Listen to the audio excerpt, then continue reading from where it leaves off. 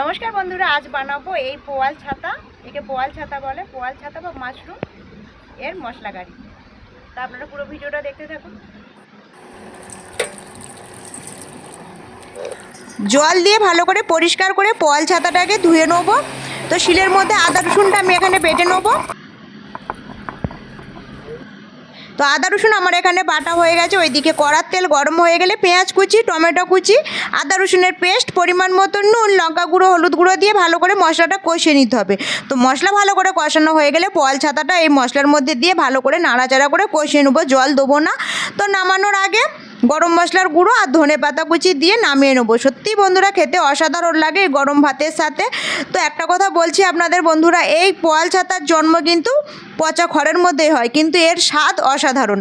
আপনারা চাইলে আপনারা এভাবে পোয়াল ছাতার কারি বানিয়ে খেতে পারেন। আমার ভিডিওটি যদি ভালো লাগে আমার ভিডিওতে লাইক, কমেন্ট ও শেয়ার করবেন।